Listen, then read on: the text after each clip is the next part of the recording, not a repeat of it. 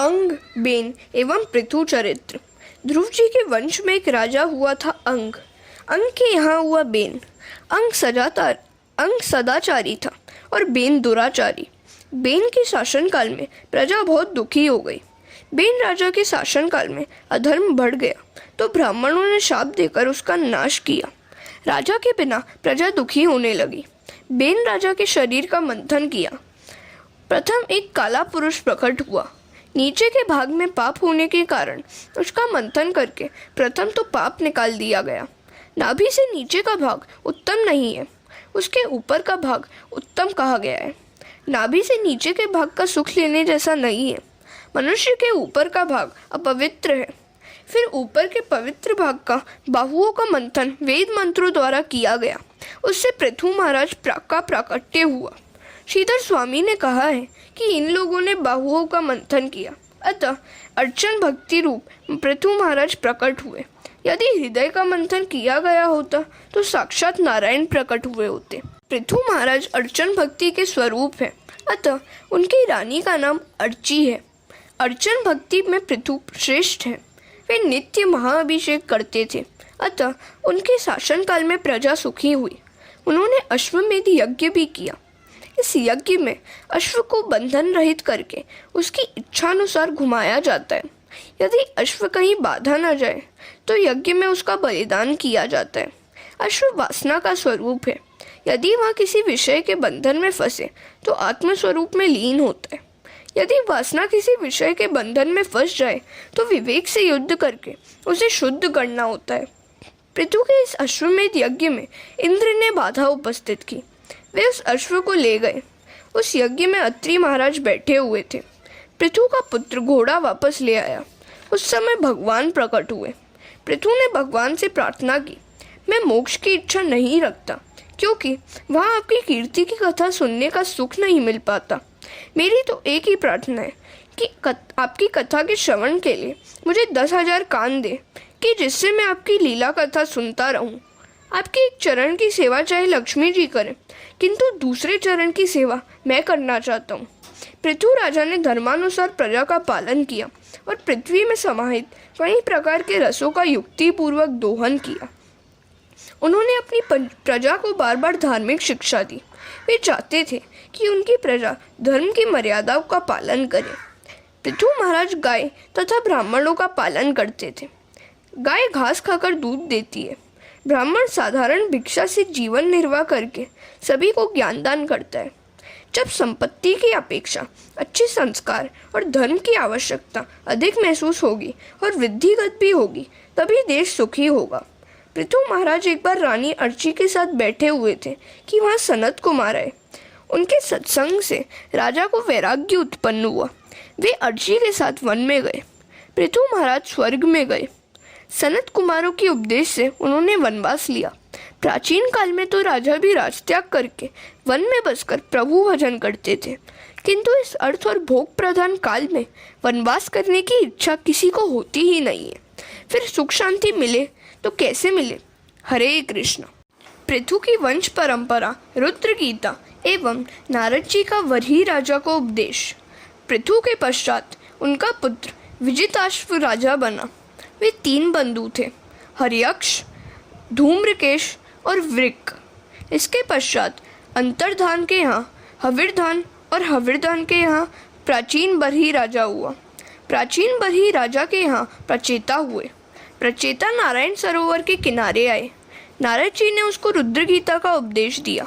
उससे भगवान शंकर प्रसन्न हुए और उन्होंने राजाओं से कहा कि तुम तप करो। बिना तप किए सिद्धि नहीं मिल पाती। तप न करने वाले का पतन होता है। शंकर भगवान ऐसी आज्ञा देकर अदृश्य हो गए।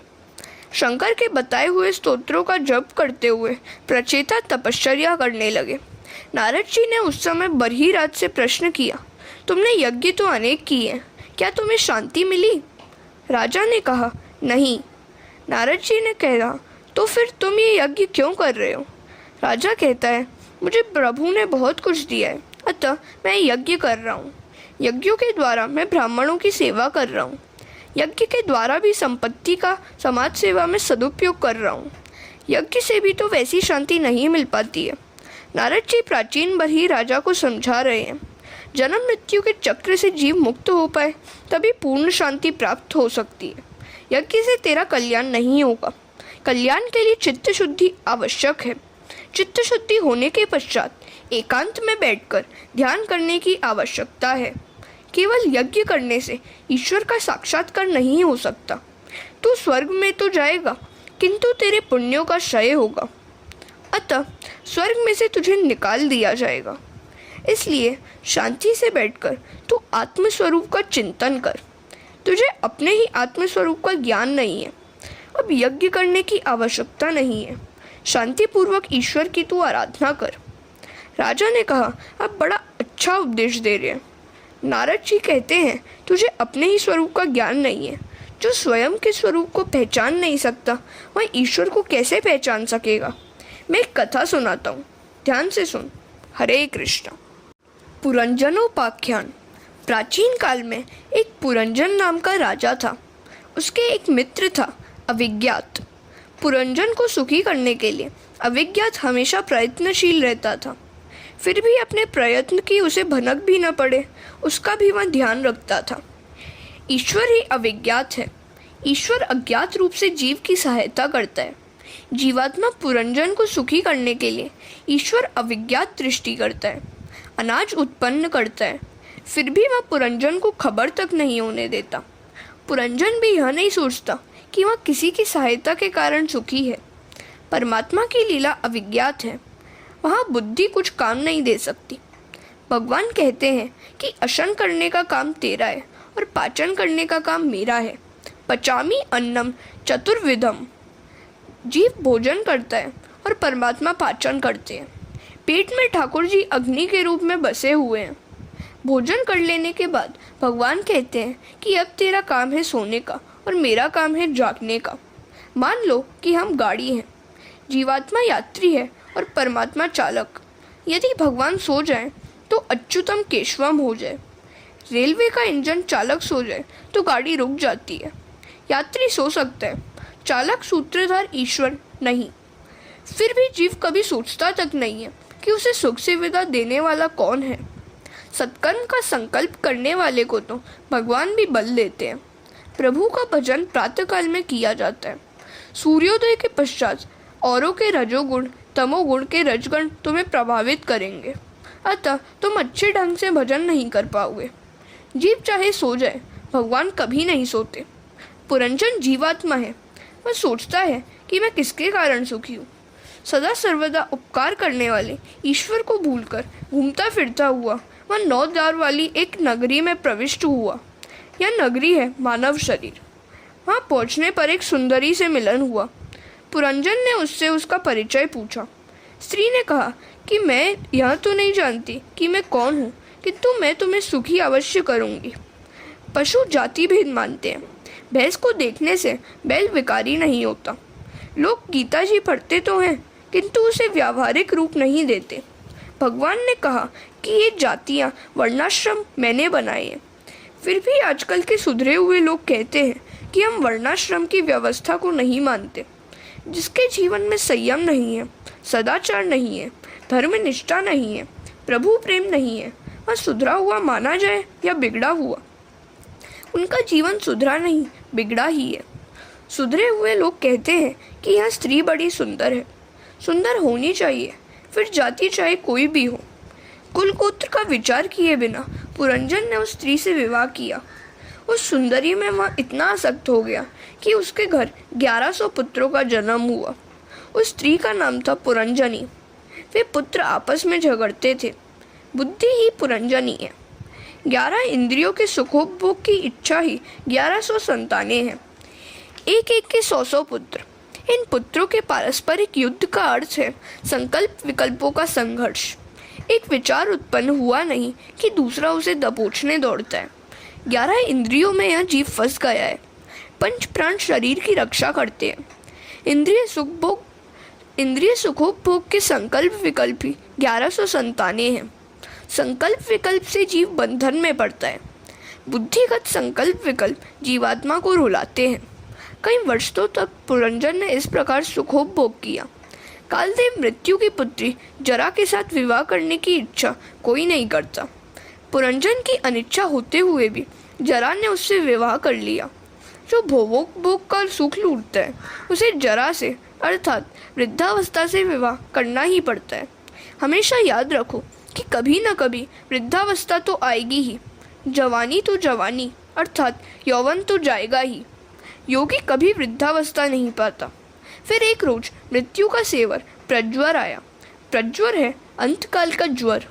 स्त्री में अतिशय आसक्त रहने वाले पुरंजन ने अंतकाल में भी स्त्री का चिंतन करते हुए देह त्याग किया। परिणामत विदर्भ नगरी में उसे कन्या रूप में जन्म लेना पड़ा। स्त्री का चिंतन करने से पुरंजन को स्त्री बनना पड़ा।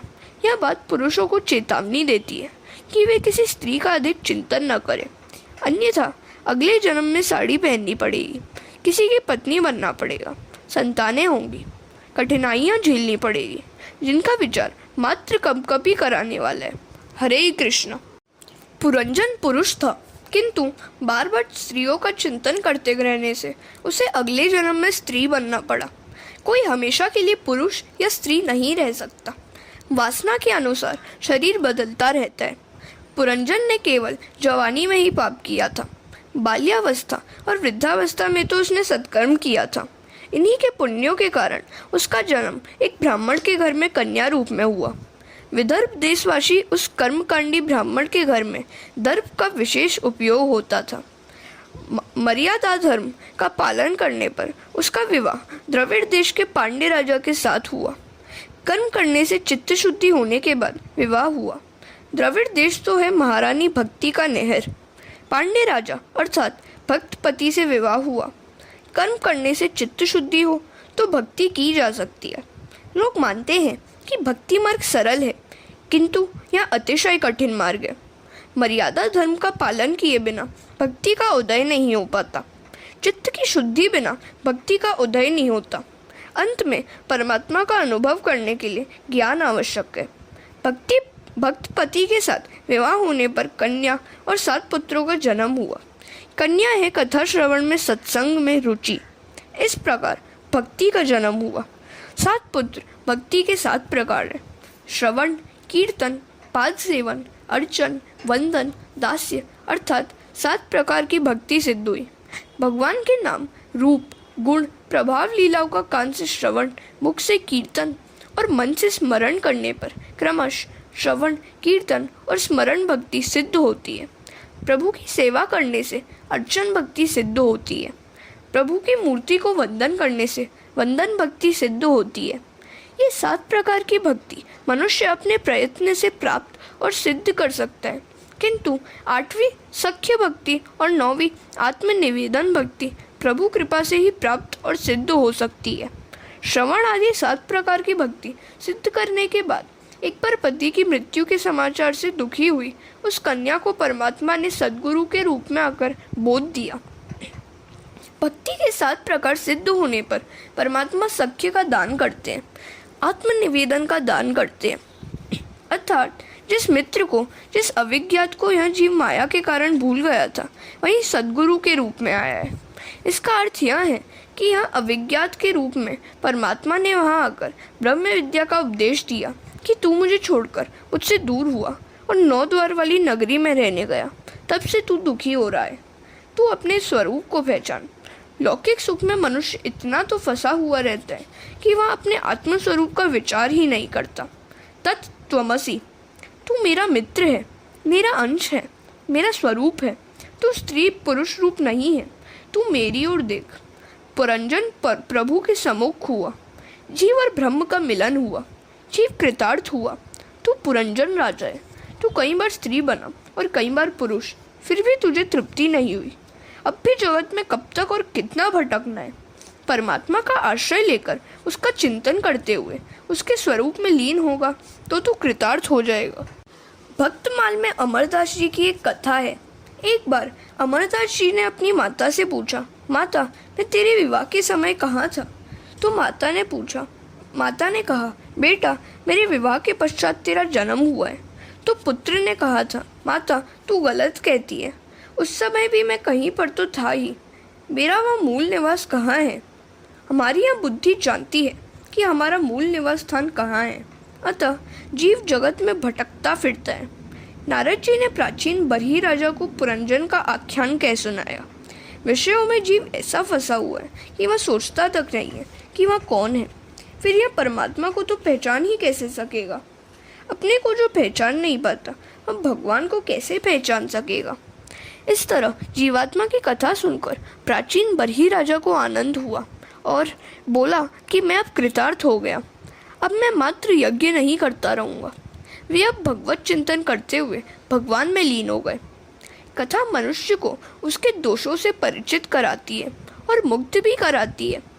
पूर्व जन्म का प्रारब्ध तो झेलना और ऐसा प्रयत्न करना है कि नया प्रारब्ध उत्पन्न ही न हो। ऐसा पवित्र और सादगी भरा जीवन जियो कि जन्म मृत्यु के चक्र से मुक्ति प्राप्त हो जाए। आत्मा परमात्मा का अंश है। जीवात्मा देह से भिन्न है। जीवात्मा न तो ब्राह्मण है और न तो वैश्य, न तो पुरुष है और न तो स्त्री। आत्मस्वरूप का ज्ञान हो जाए और देह का विस्मरण हो जाए तो मनुष्य को जीते जी मुक्ति प्राप्त होती है। जगत नहीं है, ऐसा बोध अनुभव तो मनुष्य को होता है, किंतु अपने स्वयं के अनस्तित्व का बोध उसे नहीं हो पाता। अहम का विस्मरण नहीं होता। 10,000 वर्षों तक रचयिताओं ने नारायण सरोवर के किनारे जप किया, तभी उनके समक्ष नारायण प्रकट हुए। जप से मन की शुद्धि होती है। जप के बिना जीवन नहीं सुधरता। रामदास स्वामी ने अनुभव से दासबोध में लिखा है कि 13 करोड़ जप करने से ईश्वर के साक्षात दर्शन होते हैं। हरे कृष्ण। स्वामी विधारण्य पर माता गायत्री की कृपा का प्रसंग। जब पूर्व जन्म के पापों को भी जलाता है, जप का फल तत्काल न मिल पाए तो मानो कि पूर्व जन्म के पाप अभी तक बाकी हैं, जिनका अभी नाश होना है। इस विषय में स्वामी विधारण्य का दृष्टांत द्रष्टव्य है। स्वामी विधारण्य बड़े गरीब व्यक्ति थे।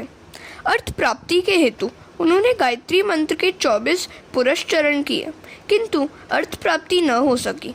अतः उन्होंने थक हार कर संन्यास ले लिया। उस समय उन्हें माता गायत्री के दर्शन हुए। माता जी ने कहा, मैं तुझ पर प्रसन्न हुई हूँ, जो चाहे सो मांग ले। स्वामी विधारण्य ने कहा, माता जी, जब आवश्यकता थी तब आप न आई, अब तो आपकी आवश्यकता ही क्या है? हाँ, इतना बताइए कि उस समय आप क्यों प्रसन्न नहीं हुई थी? माता ने कहा, जरा पीछे मुड़कर देख। स्वामी ने पीछे देखा तो वहाँ 24 पर्वत जल रहे थे। उन्होंने माता जी से पूछा, यहाँ क्या कौतुक है? गायत्री माता ने कहा, ये तो तेरे कई पूर्व जन्मों के पाप हैं जो तेरी तपश्चर्या से जल रहे हैं। 24 पर्वतों के समान महान तेरे पापों के क्षय होने पर मैं शीघ्र ही आ गई। जब तक पापों का क्षय नहीं होता और जीव की शुद्धि नहीं हो पाती, तब तक मेरे दर्शन नहीं हो सकते। विधारण्य ने कहा, माता जी, मैं अब शुद्ध हुआ, अब मुझे कुछ भी मांगना नहीं है। और आगे जाकर उन्होंने पंचदशी नाम का वेदांत का उत्तम ग्रंथ लिखा। भगवान नारायण ने प्रचेताओं को दर्शन देकर आज्ञा दी कि तुम विवाह करो। विवाह करना पाप नहीं है। गृहस्थाश्रम भक्ति में बाधक नहीं, साधक है। 1-2 संतानें होने के बाद संयम का पालन करो। यह जीवात्मा कई जन्मों से काम वासना भोग रहा है। विवाह करने से काम सुख की सूक्ष्म वासना दूर होती है। ईश्वर की माया 2 तरह से जीव को मारती है, विवाहित भी पछताता है और अविवाहित भी। गृहस्थाश्रम का वातावरण ऐसा होता है कि विषमता करनी ही पड़ती है। भगवान ने कहा है, रोज 3 घंटे नियम पूर्वक मेरी सेवा स्मरण करोगे तो मैं तुम्हें पाप करने से रोकूंगा और रक्षा भी करूंगा। एक साथ 3 घंटे भगवत स्मरण करने वाले को भगवान पाप करने से रोक लेते हैं। पाप करते समय मन को कुछ खट्टा सा लगे तो मान लो कि प्रभु की साधारण कृपा हुई है। पाप करने की आदत छूट जाए तो समझो कि प्रभु की पूर्ण कृपा हुई है। पाप न करना भी महान पुण्य ही है।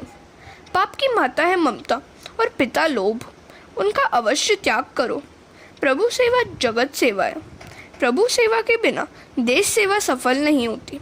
अतः रघुनाथ की कृपा प्राप्त करने का हमेशा प्रयत्न करो। जितने तारे गगन में उतने शत्रु होए, जापे कृपा रघुनाथ की बाल न बाका होए। कोई भी कार्य बुद्धि और शक्ति के बिना नहीं हो सकता, और बुद्धि तथा शक्ति ईश्वर की आराधना किए बिना प्राप्त नहीं हो सकती। केवल परोपकार से ईश्वर की प्राप्ति नहीं होती, परोपकार कई बार ईश्वर की प्राप्ति में बाधक होती है। भरत मुनि को इस बात का बड़ा अच्छा अनुभव हुआ। काम का अर्थ है घंटा, प्रहर का अर्थ है 3 घंटे। मनुष्य को चाहिए कि कम से कम 3 घंटे वह प्रतिदिन जप स्मरण करें। भगवान तुमसे संपत्ति नहीं समय मांगते हैं, उन्हें समय देना ही चाहिए। दुख का कारण मनुष्य का अपना स्वभाव ही है। स्वभाव को सुधारना बड़ा टेढ़ा काम है।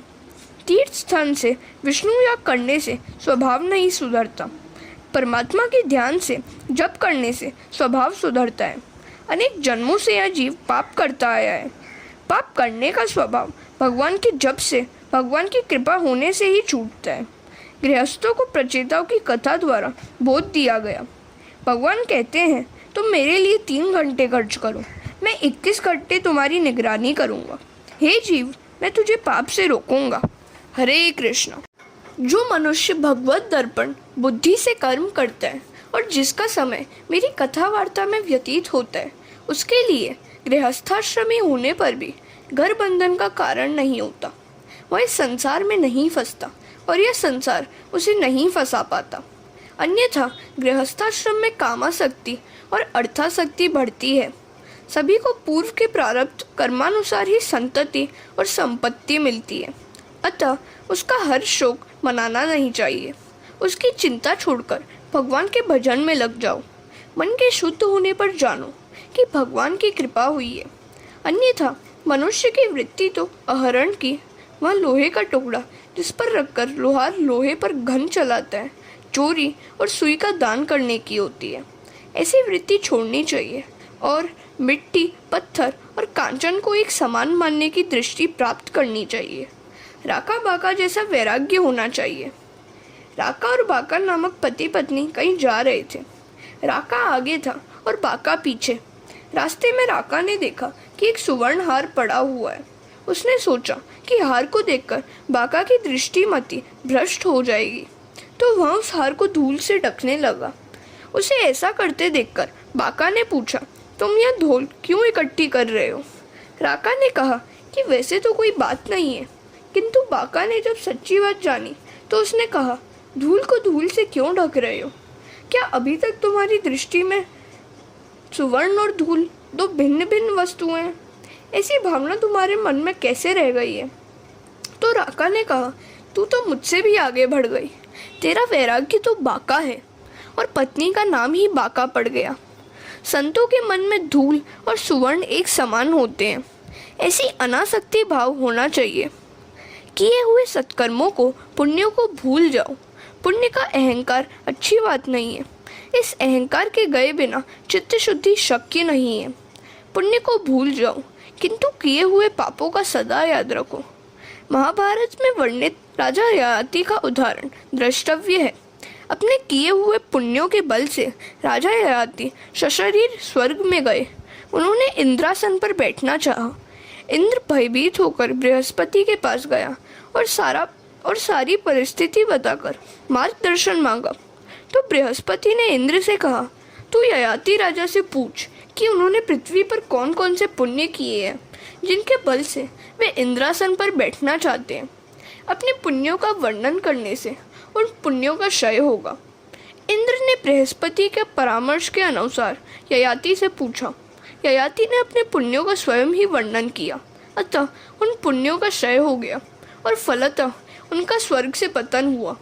हमेशा याद रखो कि अपने द्वारा किए हुए सत्कर्मों का, पुण्यों का स्वयं वर्णन कभी मत करो। यह श्लोक हमेशा याद रखो। षडंगादि वेदों का ज्ञान हो, शास्त्र वर्णित सर्व विद्या मुखस्थ हो, कवित्वमयी वाणी में सुंदर गद्य पद्य रचने की शक्ति हो, किंतु चित्त हरिचरण में लगा हुआ न हो, तो उन सभी का क्या अर्थ है? कुछ भी नहीं। हरे कृष्णा। प्रचेताओं को भगवान का वरदान एवं नारद जी का उपदेश। भगवान ने प्रचेताओं को विवाह करने की आज्ञा दी। वे अपने घर गए। सभी का विवाह हो गया और सभी के एक पुत्र भी हुआ। सभी प्रचेता फिर नारायण सरोवर के किनारे आए। उन्होंने नारद जी से कहा, गृहस्थाश्रम के विलासी वातावरण में अपने सारे ज्ञान को, अपने लक्ष्य को हम भूल गए हैं। गृहस्थाश्रम में विषमता रखनी पड़ती है, जिसके कारण ज्ञान विस्मृत हो जाता है। शिवजी ने और भगवान नारायण ने हमको उपदेश दिया था, वह भी हम भूल चुके हैं। आप हमें फिर से उपदेश दीजिए। सारे जगत को कोई खुश नहीं कर सका। जगत को प्रसन्न करना बड़ा कठिन है। एक बार कोई पिता पुत्र एक घोड़े को लेकर जा रहे थे। पुत्र ने पिता से कहा, तुम घोड़े पर बैठ जाओ, मैं चलता रहूँगा। पिता घोड़े पर सवार हो गया। रास्ते में कुछ लोगों ने कहा, यह पिता कितना निर्दय है, स्वयं घोड़े पर सवार है और छोटे से पुत्र को धूप में चला रहा है। यह सुनकर पिता चलने लगा और उसने पुत्र को घोड़े पर बैठा दिया। आगे रास्ते में फिर कुछ लोग मिले जिन्होंने कहा कि यह पुत्र कितना निर्लज्ज है, जो जवान होकर भी घोड़े पर सवार है और बूढ़े बाप को पैदल चला रहा है। इनकी बात सुनकर पिता पुत्र दोनों घोड़े पर सवार हो गए। रास्ते में फिर कुछ आदमियों ने कहा, कितने निर्दय हैं ये लोग, दोनों भैंसे जैसे हैं और छोटे से घोड़े पर सवार हैं। इनके भार से बेचारा घोड़ा दब जाएगा। इनकी बात सुनी तो पिता पुत्र दोनों पैदल चलने लगे। रास्ते में आगे फिर कुछ लोगों ने सुनाया, कितने मूर्ख हैं ये लोग, साथ में घोड़ा है फिर भी पैदल चल रहे हैं। एक बैठा तो भी टोका, दो बैठे तो भी निंदा और दोनों पैदल चले तो भी जली करनी सुननी पड़ी।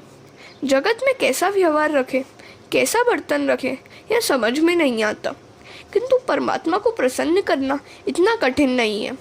जो परमात्मा को प्रसन्न कर सकता है वह जगत को भी प्रसन्न कर सकता है, क्योंकि भगवान ही जगत के उपादान कारण है। रामचंद्र जी कुटिल के साथ भी सरल व्यवहार करते थे, किंतु कृष्ण सरल के साथ सरल और कुटिल के साथ कुटिल व्यवहार रखते थे। कृते प्रतिकृतम कुर्यात एष धर्म सनातन, यह है इन दोनों के अवतारों की भिन्नता। जगत को तो रामचंद्र जी भी प्रसन्न नहीं कर सके थे, तो सामान्य मनुष्य तो कर ही क्या सकता है। समाज को राजा नहीं संत ही सुधार सकता है। रामदास स्वामी मन को बोध उपदेश देते हैं, बहु हिंडता सख्य होड़ार नाही। इसलिए जगत को खुश करने की वृत्ति और इच्छा छोड़कर ईश्वर को ही प्रसन्न करने का प्रयत्न करो। प्रभु को प्रसन्न करने के 3 मार्ग नारद जी ने 4थे स्कंद में बताए हैं। दयया सर्वभूतेषु संतुष्टया येन केन वा सर्वेन्द्रियोपशांतया च तुष्यत्याशु जनार्दन। जीव मात्र के प्रति दया, जो कुछ भी मिले उससे संतुष्टि, सभी इंद्रियों का संयम, इन 3 उपायों से परमात्मा शीघ्र ही प्रसन्न होते हैं। इन बातों को कार्यान्वित करने वाले पर भगवान कृपा करते हैं। सभी इंद्रियों को संयमित करो और विषयों में उनको रमने न दो। संयम के बिना जीवन सरल नहीं हो सकता। विष को खाने से ही मनुष्य मरता है, किंतु उसके चिंतन से नहीं, उपभोग करने से ही विषयों के चिंतन मात्र से भी मनुष्य मरता है। अर्थात विषय विष से भी बुरे हैं, उनका विषवत त्याग करो। विदुर जी ने कहा, मैंने सुना कि उसका मुझे चिंतन करना है। मैं ही ईश्वर से विभिन्न हो गया हूँ, मैं ही पुरंजन हूँ, ऐसा सोचकर कथा का बार बार चिंतन करो। मैत्रेय जी ने विदुर जी को यह कथा सुनाई। विदुर जी को मुक्ति मिली। प्रचेताओं की कथा वक्ता और श्रोताओं के पापों को जलाती है। हरे राम राम राम हरे हरे, हरे कृष्ण कृष्ण कृष्ण हरे हरे। 4th स्कंद की समाप्ति।